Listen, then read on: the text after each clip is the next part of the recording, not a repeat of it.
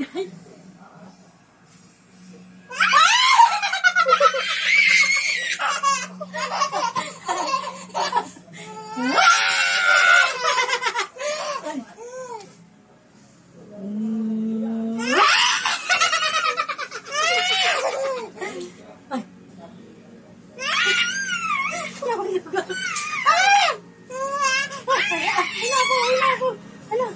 Napagod na ako.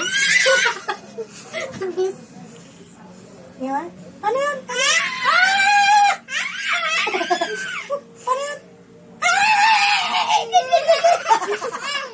Ay.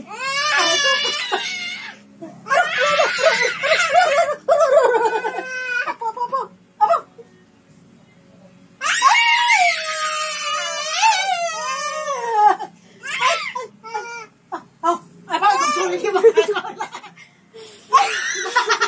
Eksakto mo lang ko na.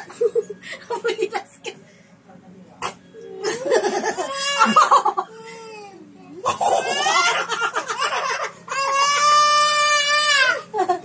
Tuksulin naman niya ko. Tama na. Ay!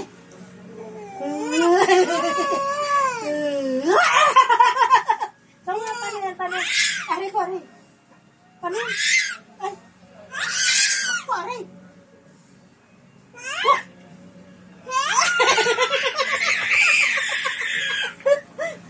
Tama na! Tubo, aray po! Aray!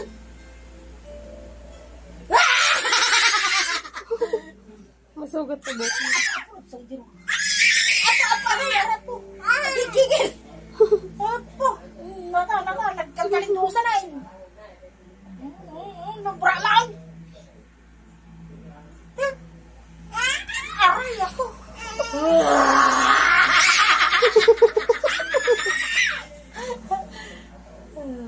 Ay! Timog na dulo na ako doon. Ako. Nabanan ako nangawit na ako. Hindi ka patapag na ako sa magkakalindusan na yun, nababasan. Tama na! Nainig ka na nakatulog na. Apo! Hindi mo ako. Aray ako. Tama na!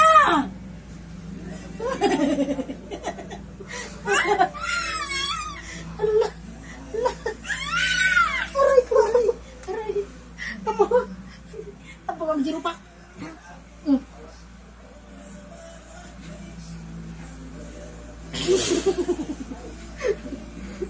Kakakiro ako.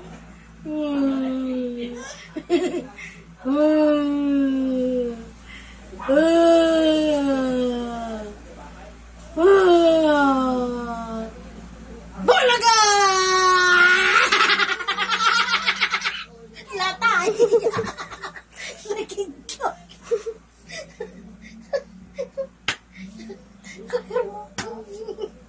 Halika na! Dati na! Sangit na tatay ko. Bata na yan, ah! Ay!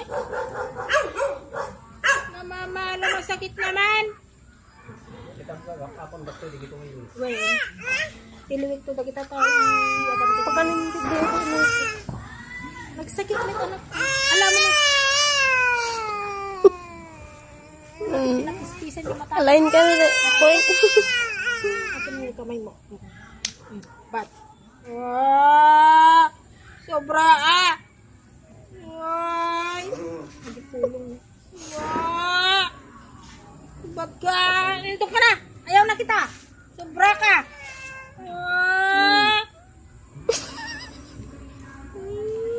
Maruwang nagsipat! Gay! Palo ko yung kamay mo! Nagduling-dulingin. Nakit kita na, Jayman. Nahinyaman na.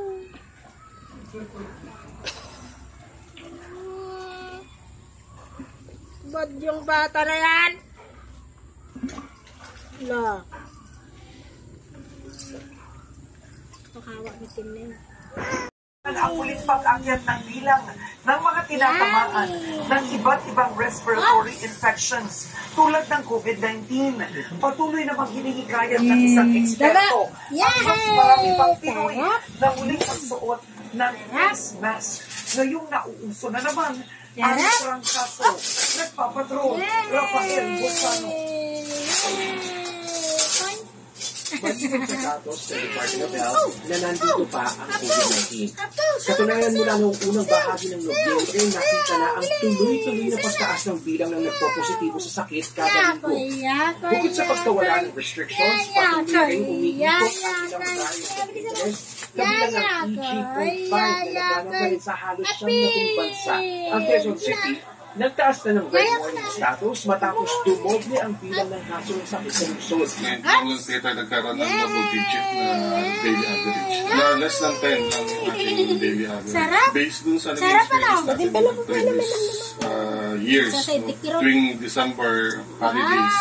So dumadami rin kasi yung mga gatherings. No? So kaya yung bilis na nakita natin.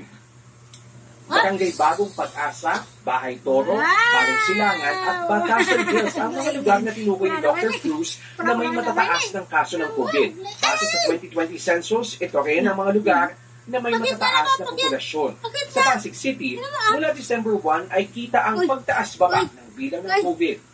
Lagpas 50 naman ang active cases ng sakit sa Manila base sa kanilang pinakamuling tala. Ayon sa infectious diseases specialist na si Dr. Ronjin Solante, pagkat bahagyang tumataas ang kaso ng COVID-19, hindi niya nakikita ang labis na lolobo ang bilang ng mga nagkakasakit na magiging sanhi ng muling pagpabalik ng pag-iipit.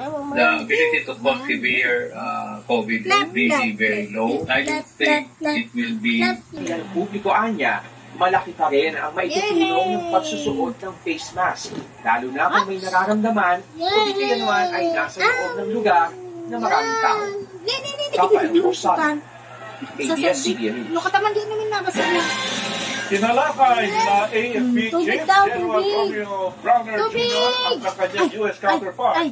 Browner sa kanyang mga tauhan na pairalin ang maximum tolerance. Nagpapatrol, Bianca Bilang pagpapatibay sa ugnayan ng Pilipinas at Amerika, nag-usap sa telepono nitong Lunes sina AFP Chief General Romeo Browner Jr. at US Joint Chiefs of Staff Chairman General Charles Brown Jr. para talakayin ang kasalukuyang security environment sa rehiyon. Pinag-usapan din ang panghaharas ng mga barko ng China sa mga barko ng Pilipinas sa West Philippine Sea.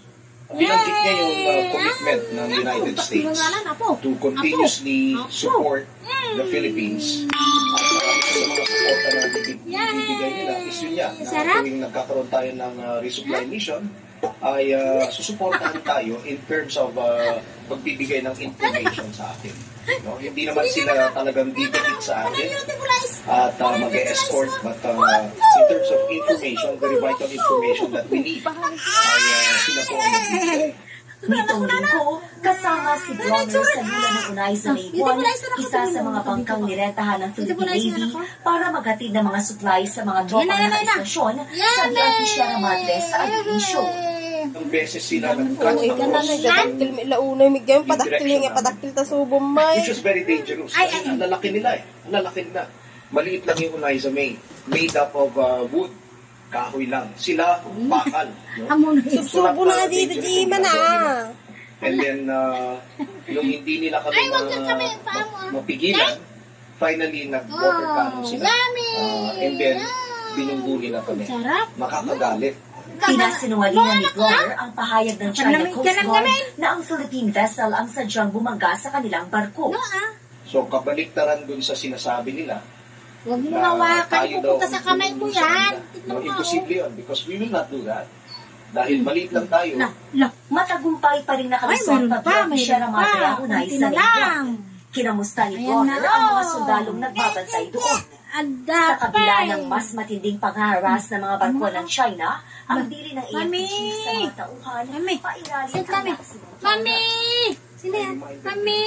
To practice maximum tolerance.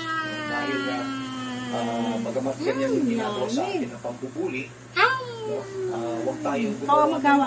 Sige nga, ikaw nga anak ko. Ikaw nga anak ko. Ikaw nga. Ganyan oh. Ang Philippine Coast Guard Ubusin mo muna yan. itutuloy pa rin nila ang pagpapatrolya sa karagatang sakop ng Pilipinas. Ang guidance po ng ating Pangulo ay Oh. Yan na, subo mo na. Subo. Subo. obsession to happen in the West Oh. Philippines. Yamin ibibin, apan na ganan. Armed Forces of the Philippines, Yan mo as na. much as possible with so much tolerance, amin po itong Subo mo na nga, Rod. Subo we mo have na. a strategy, we have a plan. Ah. That is not to yield. Kailangan maalala ng ating mga kababayan, wala silang karapatan na mag-law enforcement o manatili o mag-swarm sa West Philippine Sea. Dagdag ni Defense Secretary Gilberto Chodoro Jr., Ano? pinag-aaralan na Meron nila pa? ang lahat ng opsyon sa kung paano Yan na nga, Rod. lumisipin Subo. sa mga Ikaw nga, Rod, nagsubo. China sa West Philippines. Sige na, ganyan oh. Ganyan. Bianca Wow. ABS-CBN. Galing ah. Pinahayag naman ng Department of Foreign Affairs na patuloy ang Akin na. nilang quiet diplomacy para sa pagpapalaya ng 17 Pinoy Ginambatan seafarers na naman. hawak pa rin ngayon ng Houthi rebels sa Red Sea.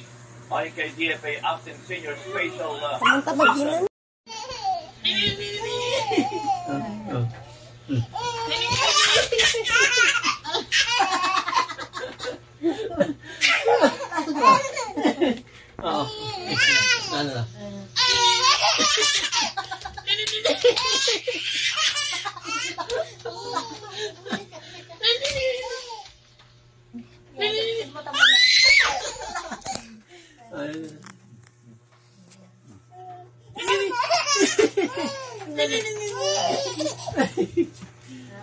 Wala na.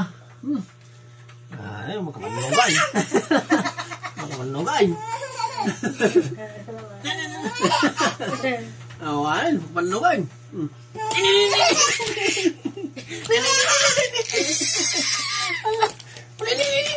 Ituro mo kayo sa ka.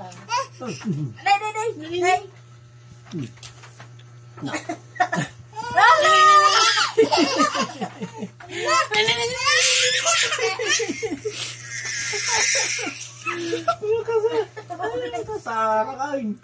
Panugan, panugan.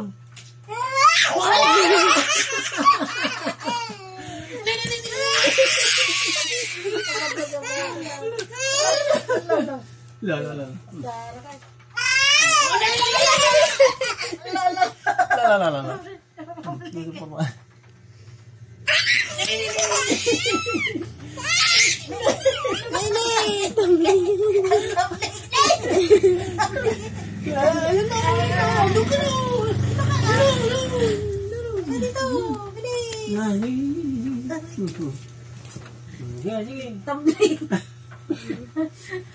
Sarakay.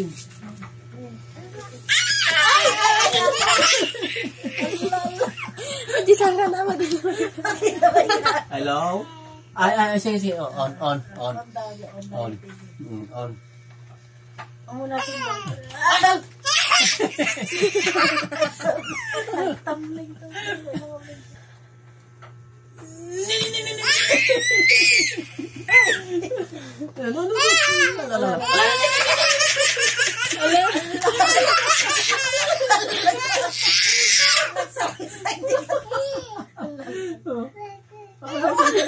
Watit ka na, watit. Oh, ya. Sabali ka nun eh. Ay. Sabali. Nagkara ka. Ay. Sakit ang. Oh. Ay.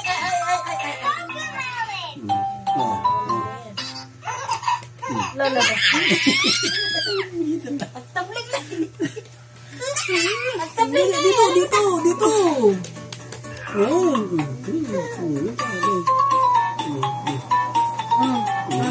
Ajaib.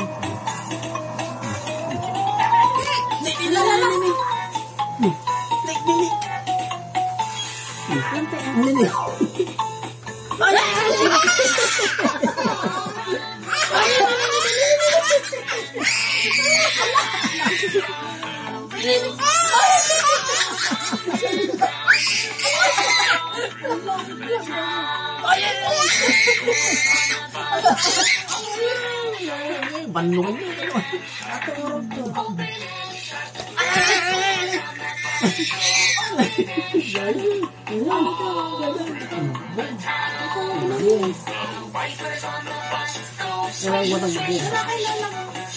No.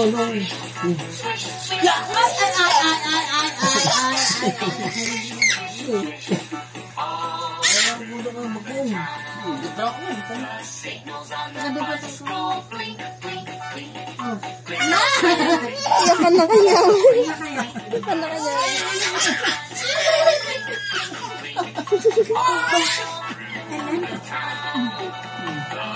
Bato na kumakan niya si Dubai.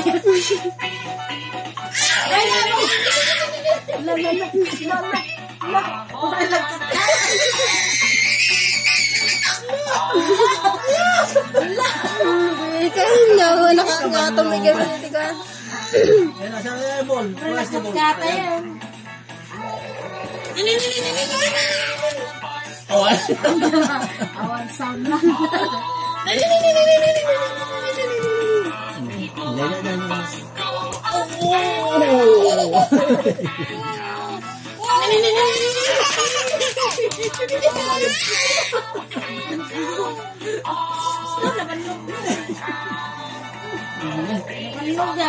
Ano pa yan?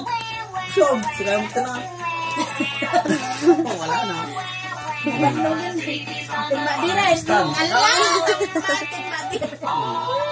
Naman. Pagod na ikaw. Pagod na. Nick.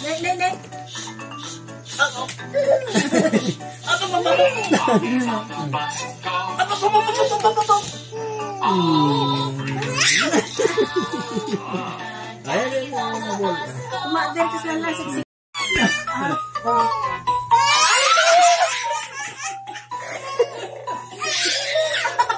Ano na ba lang?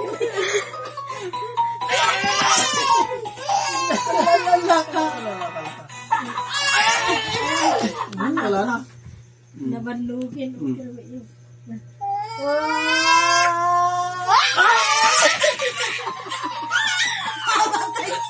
May tama na dito palagi sa yan. Tama na.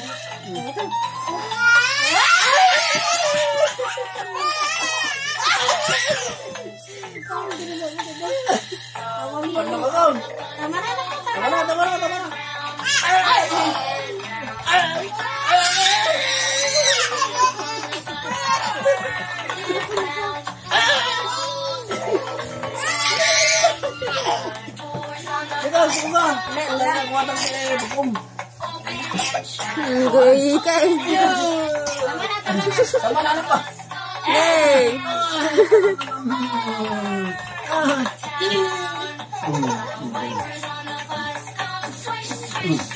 Wala na. Oh, wala na.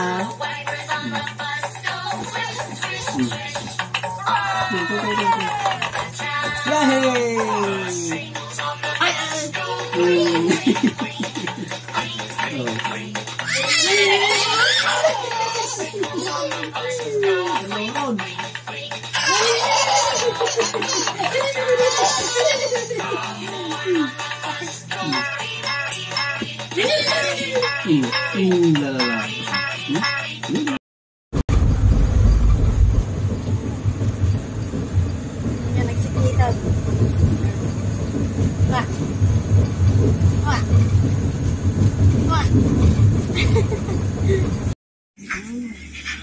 Asan yung lizard? Lizard! Ala, there's the lizard though. Ala ka. Ala.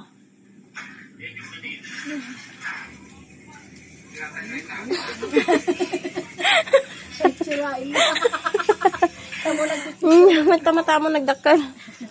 Halika na. Tumaki, nagbasit. Tumaki mo na? Yay! Nanganbay na yun. Gusto ko sa mga. Dito ka na yung sila. Come here! Come, Sayan! Come!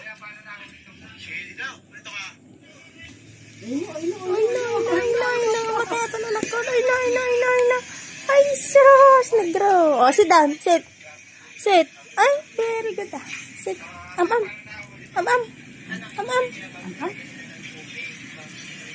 Lakad naman yung lizard. Ay na, agawin. Ay na, anak ko.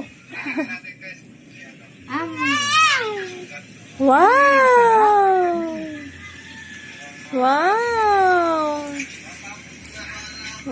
Saan yung lizard? La, lizard. La. Oh, my. Okay. Come here. Ano yung pumanaw eh. Ay! Diba? Alam.